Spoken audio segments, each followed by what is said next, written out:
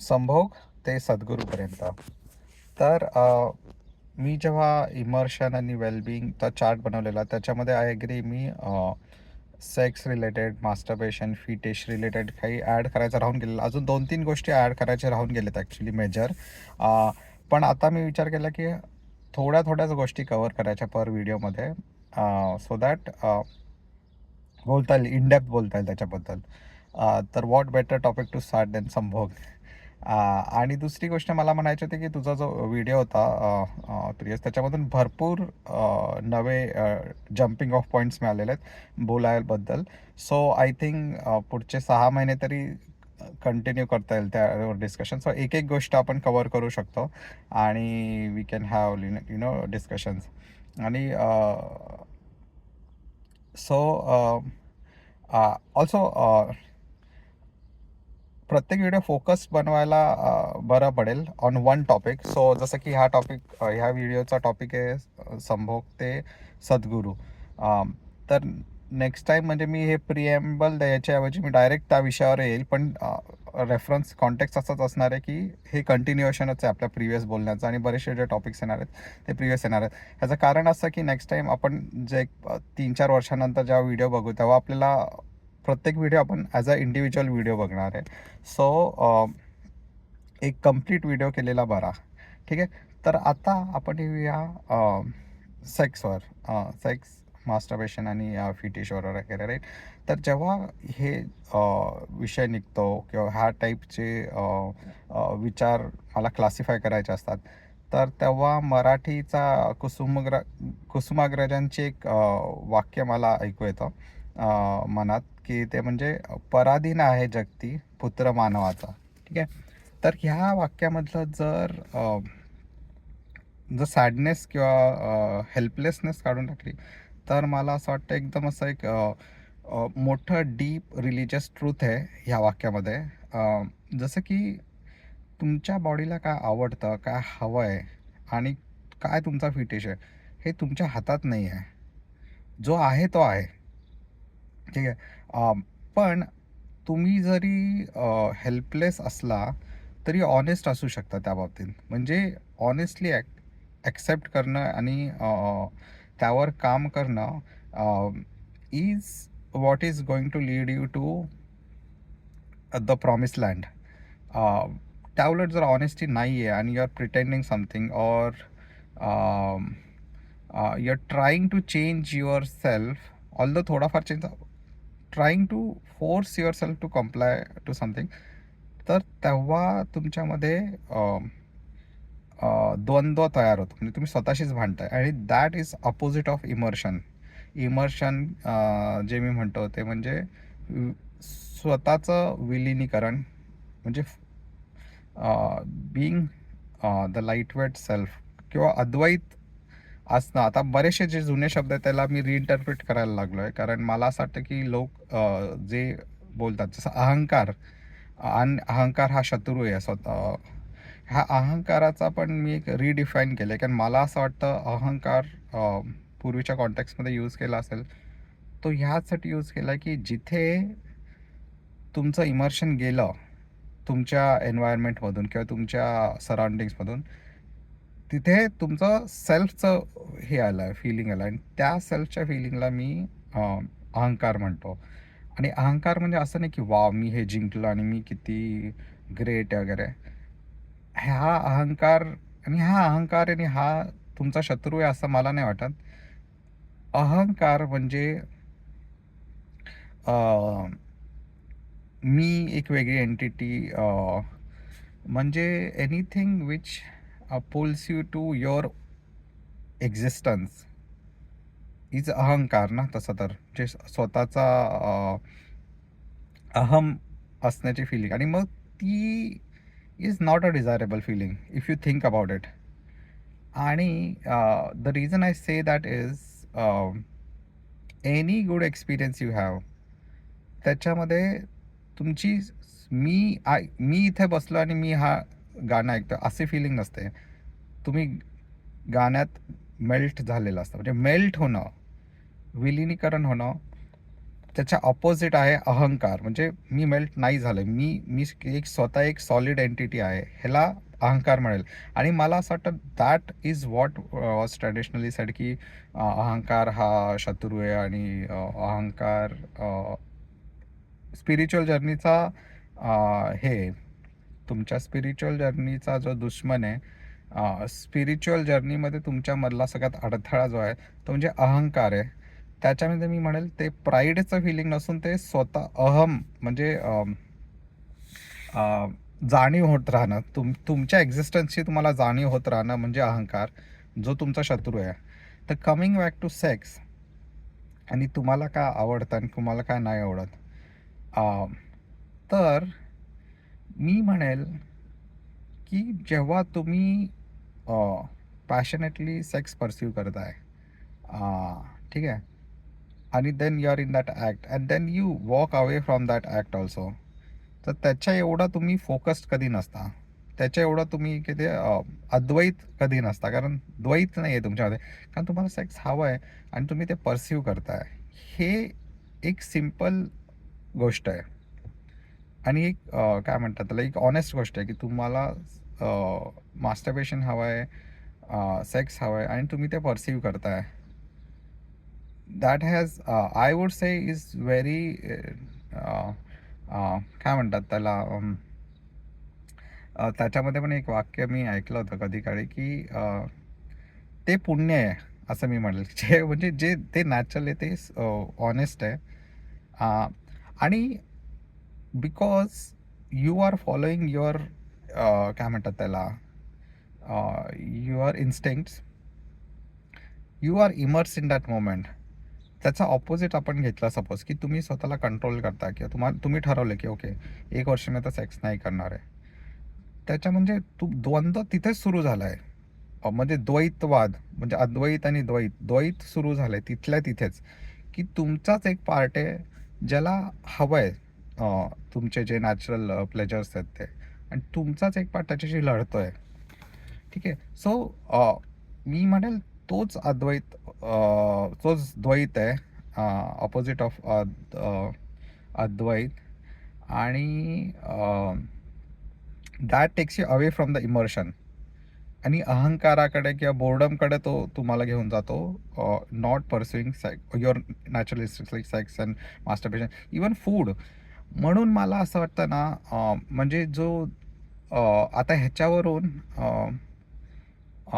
Obviously सेक्सला follow करणारा जो आहे माणूस, किंवा कार्नल प्रेचर्स घेणार आहे, त्याच्या अपोजिट मी मंक म्हणतो. आणि मंकबद्दल पण मी वाचत होतो जरा, त्यांची मोनास्ट्रिक लाईफ कशी असते आणि कसं इनिशिएशन होतं, कसं लहान मुलांना पण तिथे घेऊन जातात आणि लहानपणीपासून त्यांचे इन्स्टिंक्ट्स कसे मारायचा प्रयत्न होतो. पण दॅट आय वुड से म्हणजे दरिद्रता आहे ती, ॲक्च्युली ती श्रीमंती नाही आहे त्यांच्या स्पिरिच्युअल जर्नीची. त्याचं रिझन म्हणजे मी म्हणतो की मंक बनणं, किंवा लास्ट टाइम जो विषय निघालेला की संन्यासाची लाईफ बरी की आपली लाईफ बरी, तर हा एक वेगळा टॉपिक होऊ शकतो. पण मी म्हणेल संन्यासी बनणं, त्याच्यावर माझा आन्सर असा आहे की संन्यासी जो आहे ती एंड स्टेट आहे. आपल्याकडं कसं होतं की तुम्ही कंटाळलाय तर तुम्ही एक ॲब्रप्ट डिसिजन घेता की मला आता संन्यासच घ्यायचा आहे, आणि मग तुम्ही सगळं सोडून जायला निघता. पण मी म्हणेल संन्यास ही जी गोष्ट आहे किंवा मंक बनणं, तुम्ही म्हणजे ते म्हणजे ऑलिम्पिक प्लेयर्स, गोल्ड मेडलिस्ट जे असतात ना, ते संन्यासी असतात आणि ते मंक बनले तर त्यांची लाईफ बेटर आहे आपल्यापेक्षा. पण जी ॲब्रप्ट डिसिजन घेतली जाते की आता मला संसारात काही रस नाही तर मी आता संन्यास घेतोय किंवा मी संन्यासी म्हणून फिरतोय, तो मी म्हणेल त्याची लाईफ आपल्यापेक्षा बेटर नाही आहे. कारण त्यांनी ती इमोशनल मॅच्युरिटी, स्पिरिच्युअल मॅच्युरिटी अजून मिळवलेलीच नाही आहे, ज्याची गरज आहे. तुम्हाला त्या स्टेटमध्ये तुम्हाला अद्वैत राहण्याची स्टेट नाही मिळालेली आहे तुम्हाला. म्हणजे तुम्ही हळूहळू एक एक गोष्ट ड्रॉप करत गेला.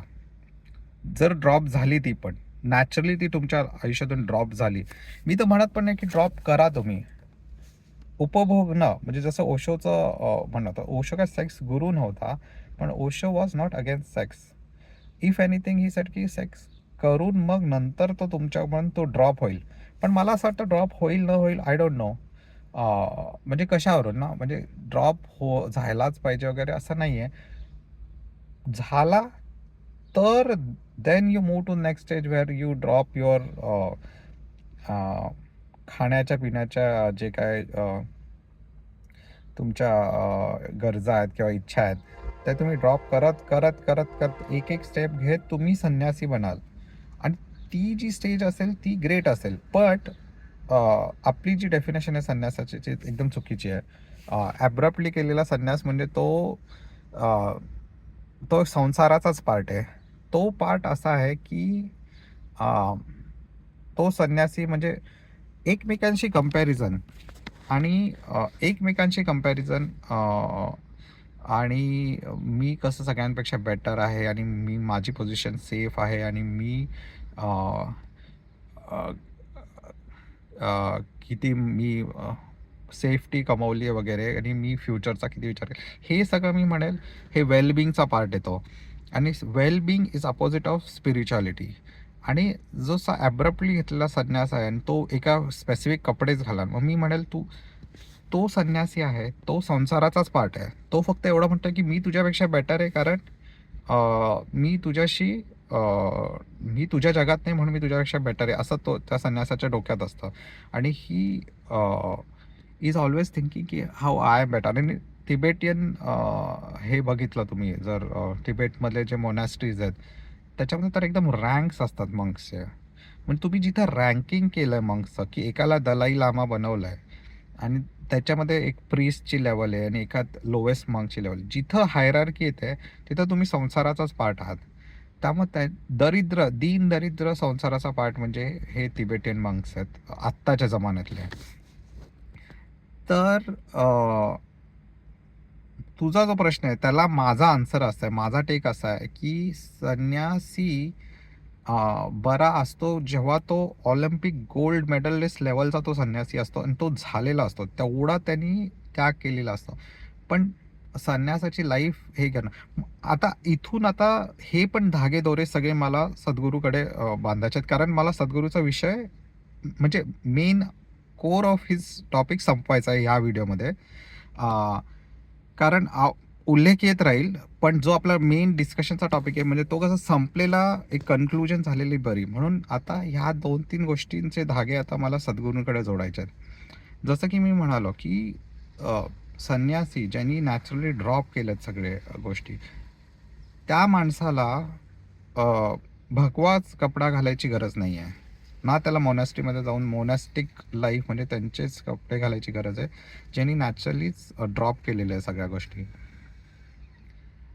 ते मला ती ऑनेस्टी सद्गुरूमध्ये दिसते की सपोज हां, तर आता सद्गुरूबद्दल मी बोलत होतो की सद्गुरूची ती ऑनेस्टी मला दिसते की he is not trying to follow a trend की भगवाच कपडा घातला म्हणजे भगवा, संन्यासी म्हणजे भगवे कपडे आणि असं करणं, एक स्पेसिफिक टाईपनी राहणं, किंवा बाईक चालवण्याचा जो आनंद आहे तो मी फेक प्रिटेंड करणं की मी तो बाईक चालवण्याचा मला आनंद नाही आहे किंवा गोल्फ खेळण्याचा आनंद नाही आहे, हे प्रिटेन्शन नाही आहे. सो ही इज ॲक्च्युली, म्हणजे जो खरा संन्यासी असतो त्याला he will take joy from things he is getting joy from, and he will ignore things which he is not getting joy from. And when I see a person, joyful person, taking pleasure from things which are pleasurable, त्यामध्ये ती honesty दिसते मला सद्गुरूची. त्या उलट त्याचा opposite म्हणेल, ह्या बाबतीत ऑपोजिट म्हणेल मी मंक, टिबेटियन मंक, लामा. कारण ती फेक हे संन्यास आहे तो, कारण फेक संन्यास आहे, कारण तो एकदम ट्रेडिशन्स फॉलो करून केला संन्यास आहे. कारण प्रत्येकाचा संन्यास वेगळा असणार आहे, कारण प्रत्येकाची जर्नी वेगळी असणार आहे towards dropping. Forget dropping because you don't have to drop your हे, बट प्रत्येकाची journey towards being honest to yourself, being that lightweight person, being that immersed person, being that person ज्याचा अहंकार नाही आहे, ज्याचा स्वतःची फिलिंग गेलेली आहे, ती प्रत्येकाची जर्नी वेगळी असणार आहे आणि ती मला सद्गुरूची वेगळी दिसते. ठीक आहे. सो हा एक पॉईंट मी म्हणेल, कसा सद्गुरूंचा संन्यास इज बेटर दॅन तिबेटियन मंकचा संन्यास. ठीक आहे. आता that is one part of it. आणि तिथेच म्हणजे संभोग काय आणि संसारातले बाकीचे प्लेजर काय सिमिलर, तसा मला तो लिंक लावायची होती की संभोग म्हणजे जो माणूस प्लेजर घेऊ शकतोय from pleasurable activities and still he is that immersed active, म्हणजे अहंकार नसलेला अद्वैत माणूस आहे. That is a enlighten person. तर तशी लिंक लागते सद्गुरूंकडे. ठीक आहे. That is one part of it.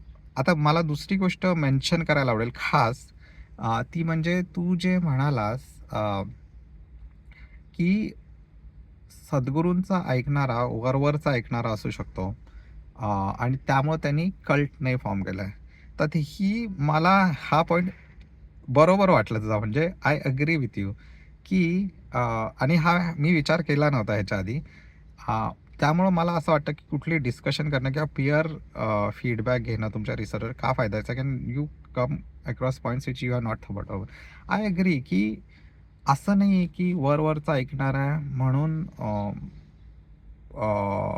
ते श्रेय सद्गुरूंना जातं असं नाही आहे. ठीक आहे. तर आय अग्री सद्गुरूंच्या बाबतीत, आणि हा is my universal point about looking at all the thought leaders in this world. ठीक आहे. आणि ह्याच्यामध्ये आता तुझे तुकाराम पण येतात, फुले पण येतात, तुकाराम येतात, नागराज मंजुळे वगैरे सगळे. म्हणजे आता ही मुलं मी बॉलिंग करतोय मी आता, म्हणजे जशी मी बॅटिंग करतोय तशी बॉलिंग पण करतोय, म्हणून मुद्दाहून हे उल्लेख घेतला आहे मी ह्या लोकांचा ज्याच्यावर तुला बॅटिंग करायला आवडेल.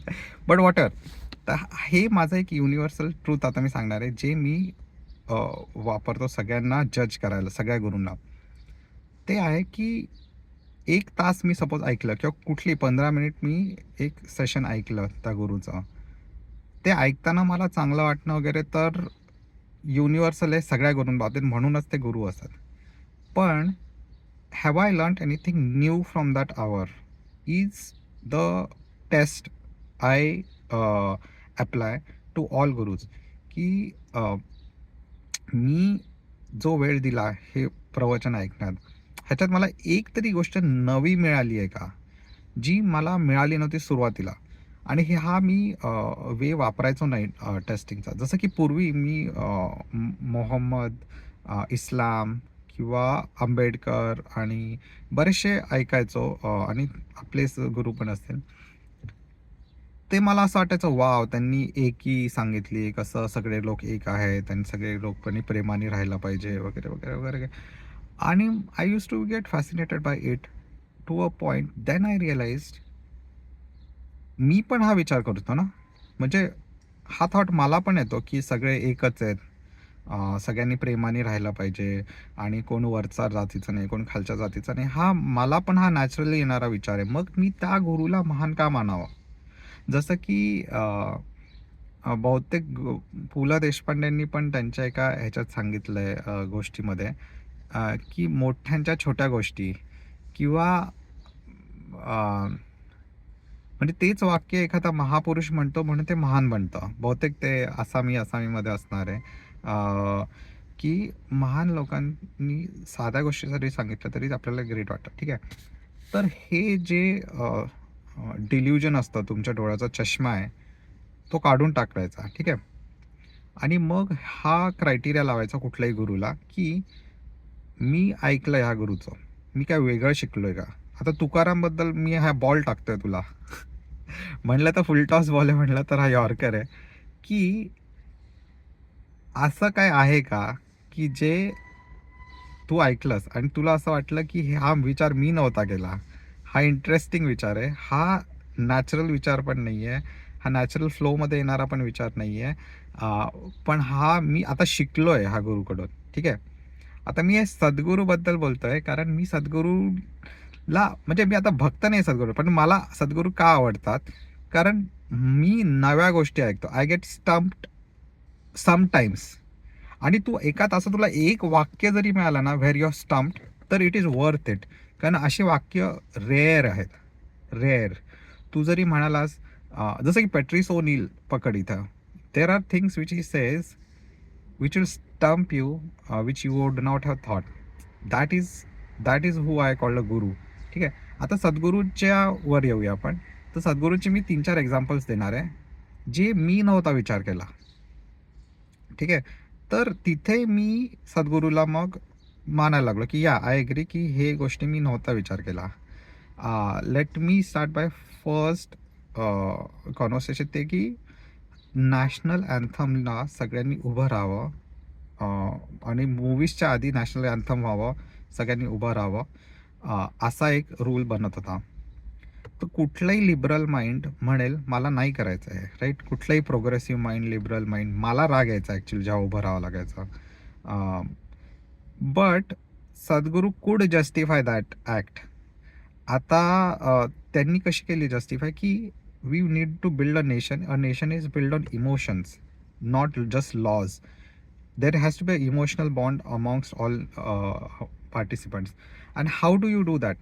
If not this, you tell us what is the way to do it and we will all do it, but the way should be such that it should be universally applicable to India. आणि इंडियामध्ये आपण बाकी काही regularly करत नाही, 26 जानेवारीला वगैरे 15 ऑगस्टला जात नाही कुठे, पण आपण मूवीज बघायला जातो सगळे इंडियन्स. ठीक आहे. This is a universal fact which binds all Indians. मग त्याच्यामध्ये उभं राहणं हे रिस्पेक्ट देण्याची गोष्ट आहे.